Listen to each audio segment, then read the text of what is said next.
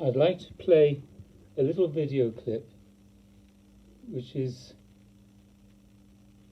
a short talk or part of a talk by my teacher Adidar Samraj.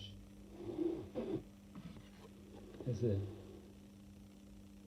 earlier picture of him, about 30 years ago that was taken.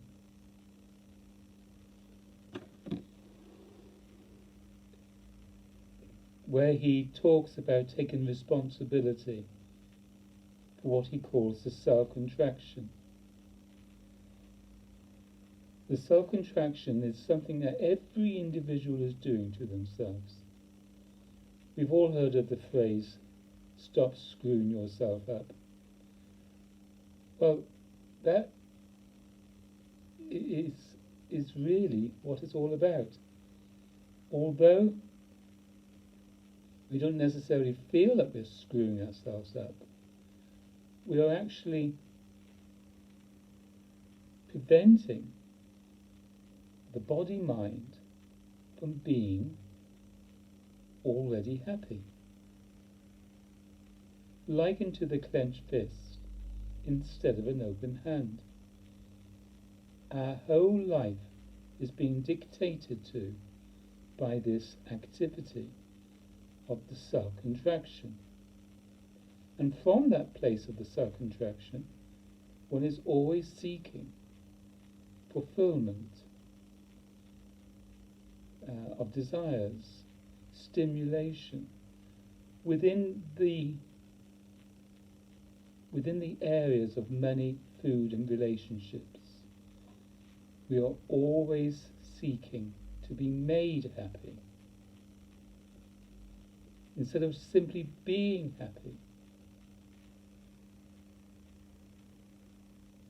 And from this place, this of the self-contraction, we're apt to blame.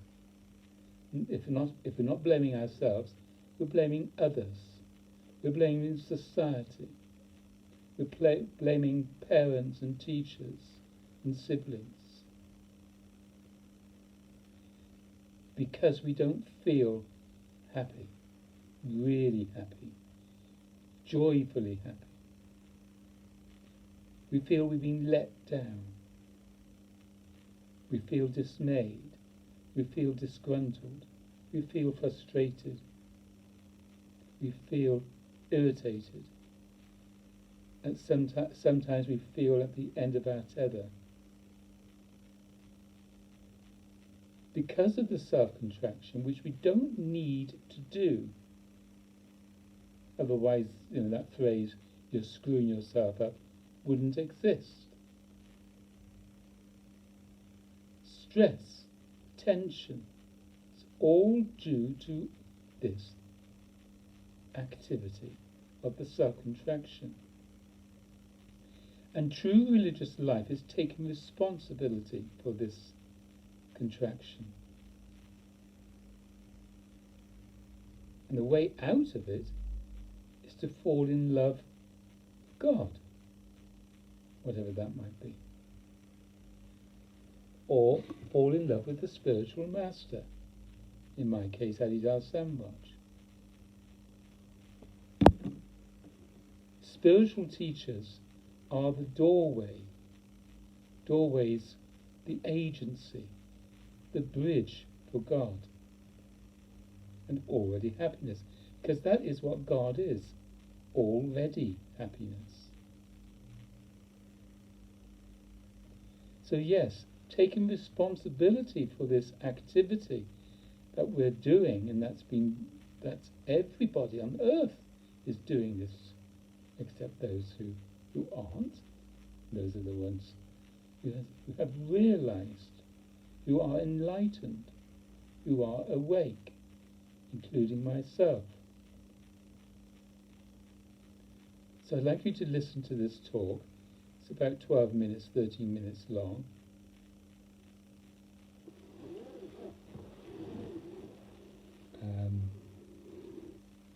So I'm going to play it on my iPhone.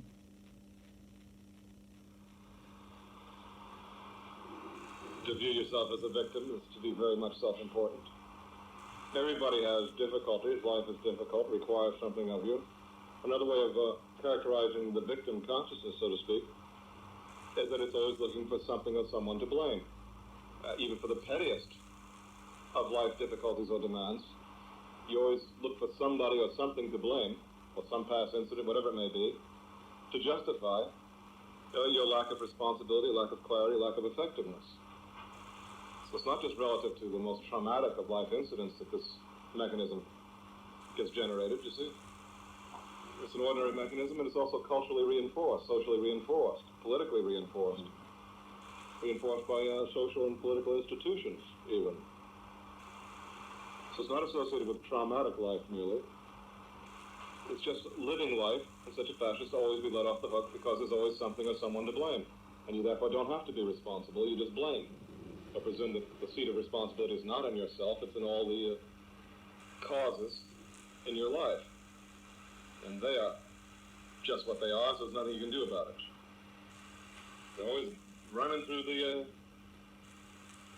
the time stream of memory to find where they were victimized here or there, what there is to blame here and there, what incident can be blamed for, what people, mommy, daddy, whoever else, what incidents, what experiences, what diseases, whatever it may be. Always going down the time track to find what to blame. And then dramatizing, being victimized there, and getting sympathy from everybody about their bad experience. It's a characteristic of Western culture, but it's also a characteristic of mankind. It's shown politically and socially, culturally in certain ways in America and Europe or whatnot, other parts of the world.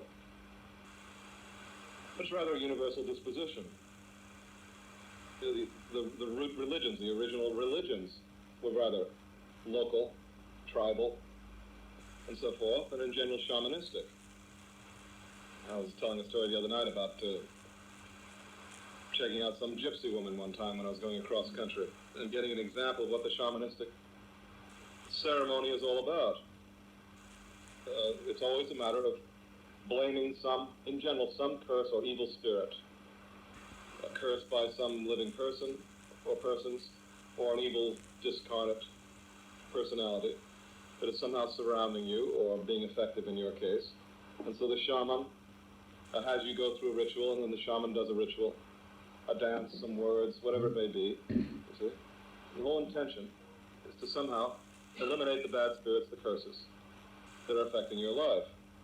You don't have any responsibility generated by it. You see, you have resorted to somebody who can do a song and dance, and you do a song and dance, and maybe that sugar pill relaxes you a little bit, and you feel a little better and go back to the herd. But it doesn't become great responsibility. What is psychiatry? But shamanism, then, in a rather sophisticated modern form, looking for what to blame, what incident, what people, what experiences, what events, and so forth, going through the ceremony of letting you talk about it, dream about it, explaining it, having you be the victim of whatever those events may be, those people may be, and so forth, and going through that sugar pill ritual, and maybe you feel a little bit more relaxed, and so forth, but what responsibility then? See, responsibility is in the person, the own state, the ego place, you see? That's where responsibility must arise. If you understand that, it doesn't make a damn bit of difference who has done what to you, what experience you've had in the past, recently, long ago, before this lifetime, in this lifetime. It doesn't make any difference. Those things can be observed, so you'll see how you build up patterns on the basis of all of that. But there's no true healing in it unless you get down to the consideration of your responsibility for your own reaction, your own self-contraction, ultimately. You must realize in the own position, the self-position, responsibility for your own reactivity, your own dissociation, your own separativeness, your own generation of a victim ritual. This is what you must understand. There'll be difficult events in the future, just as there have been difficult events in the past. How is it to be dealt with? By responsibility for your own reactivity, your own self-possession, your own self-enclosure, your own dissociation, your own separativeness. So this is the key to healing people of their various disorders and life problems, you see, the development of responsibility. not the constant finding of things to blame and going through, in effect, shamanistic rituals around it, you see, a song and dance, to just relax your mind about it, and now you feel cured, you see. No, responsibility is the key. Responsibility for the ego act, the self-contraction itself, and all the reactivity, dramatization, seeking, desiring, pursuit of objects and others, and so forth, that comes from your own act. Realize that responsibility, you see. Love, forgiveness flows from you toward all events, all past, all future, all present. And you can live freely and transcend life difficulties. That's religious life, manifested in action. Of course, the religious life most fundamentally is about self-transcendence to the point of perfect self-transcendence and the realization of the divine condition. But as a manifestation in life, this is how it shows itself, you see, through responsibility for this self-contraction, not rehearsing the victim rituals. That's what it is to be a man, male or female. That's manly responsibility. That's appropriate human responsibility. That's true civilization. To be civil, to be responsible for yourself, to know that what you do not only affects yourself, but affects others, and to therefore assume responsibility for yourself, for the sake of your own life, continued growth, development, and freedom, but for the sake of the same in others, you must experience a great unwillingness to contaminate others. This is another way of describing the bodhisattva principle in Buddhism, you see. An unwillingness to do that, but to live in such a way that everything you do your whole life serves the liberation of others instead. But to live casually in the worldly and egoic fashion, you see, is to agree to contaminate others constantly. To agree to have a bad effect on everyone, not to mention on yourself. That's not the religious commitment. That's a godless, ego-based disposition. Totally godless, truthless, without reality, without understanding, without discrimination, without seriousness, without commitment to life as a serious process that has great dimensions to it, not just the local contaminated herd point of view at the moment. It's a willingness to be clear in yourself and live the good life, the right life, whether anybody else does it or not. Consider this. Every time you dramatize reactivity, you are thinking you are the victim of someone or something or some event. Every time. Reactivity is a sure sign that you have this point of view. Instead of introducing the self-responsible discipline into an occasion of some difficulty or other, some stress or other, if you react and dramatize reactivity, you're always blaming the event, blaming the other. Always. It's always so. Of course, there are all kinds of events in life, and there are reactions, so perhaps you can't altogether stop that. But to dramatize the reaction, to go on with it into a whole period of drama, irresponsibility, self-possession, weakness, no practice, you see, is to act like the victim. It is to blame the event. The event, or the other, is why you're weak, why you're not responsible, why you can't deal with yourself, why you get crazy, you see. That's your own reactivity. That's that part of reactivity that you must become responsible for. Perhaps in an instant a reaction can't be avoided. If a tiger jumps out of the bush, fear occurs, flight occurs, fine. But to make a life out of it, even when the tiger disappears, you see, that's the dramatization of reactivity. That's egoity showing itself in a life form. So every time you dramatize reactivity, you're blaming something or someone and not being responsible for yourself. Before it becomes dramatization, you have to deal with the reaction itself. And to truly deal with the reaction itself, you have to come to the point of most fundamental self-understanding. And especially from that point of view, then, you can retard the dramatization of reactivity. But even before that, don't blame non-hearing or use it as an excuse to dramatize, you see? Because even from the beginning of this way, my devotees are supposed to understand themselves, be able to deal with their dramatization. because of significant self-understanding, you see. Apply discipline. Not go with the flow, not roll into dramatization and abuse everyone, because, you see, every dramatization abuses others because it thinks it's the victim of others, of events, and so forth. As long as you think that way, you get into these sometimes horrific dramatizations and abuses, collapses, you see. This is infantile, certainly adolescent. It's not the kind of thing that adult human beings should be doing. Just because you're older than 18 or 21, or even though you're over 18 or 21 years of age, you think you still have the right to react like an adolescent, or to live and react in an infantile manner. You should be still home with your parents in that case.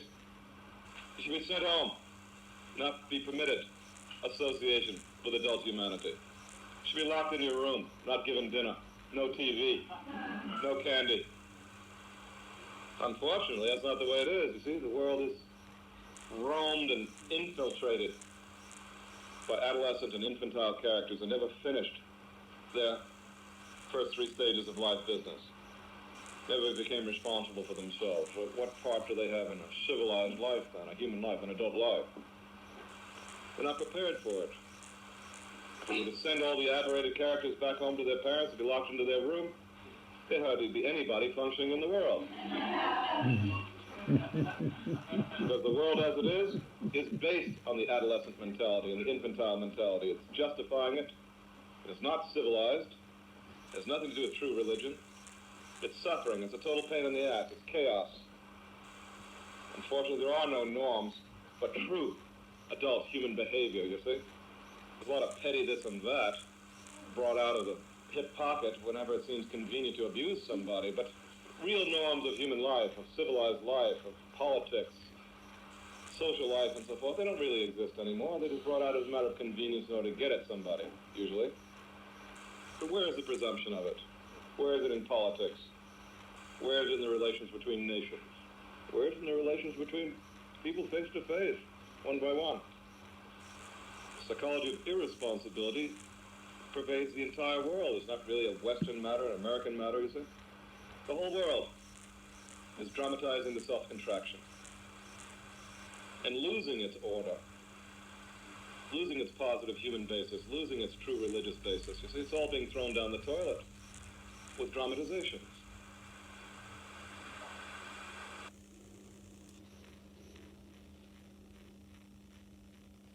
So, are you happy to be part of this drama? The drama of adolescence. Everybody wants their own way. Everyone wants to be loved, but very few people are willing to love. We should be servants.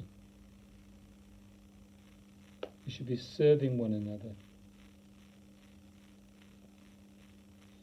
We won't until we are responsible for what Heidegger calls the self-contraction, which is the root cause. It's at the root of all of our behaviour, from getting up in the morning to going to bed at night. It's drama. Throughout the day, one is dramatising. I want this, I want that, and I want you to make me happy. I want to be made happy by receiving what I think you should give me. There are very few mature people in your life. Only those, including myself, that's taken responsibility for the self-contraction. I've been doing this for many, many years now. Yes, I fail, but on the whole, I don't fail. The way out of this is to turn away from it. Turn away. It's like forgetting the clouds and turning to the sun. Once again, the inherent disposition of the body-mind is likened to the open hand. It's inherently happy. and intimate. Isn't that a lovely gesture? That's not nice, is it? That's how everyone's living. At war with one another. I want my way. If I don't get my way, then I'm not going to love you or like you anymore. The open hand disposition embraces one's conditional life. It's far more accepting and forgiving and understanding and tolerant and patient and of course intimate. The open hand disposition that the body-mind could live as is not fearful, is not full of anxiety. It's the self-contraction that causes that, but it's something one is doing. Look, I'm contracting, I'm pinching myself. Doctor, I'm in agony. And then you might say, well, stop pinching yourself. But that's exactly what Adidar's talking about. Everybody is pinching themselves.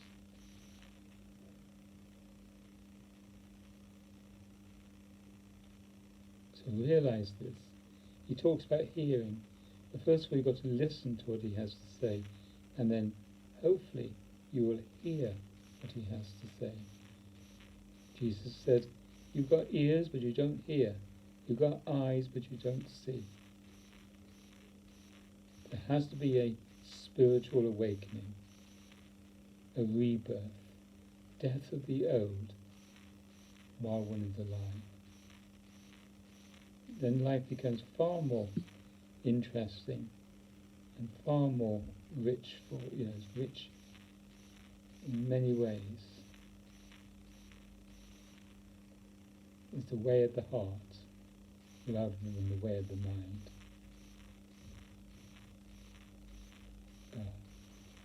Thank you for listening. Do make contact with me if you'd like to know more.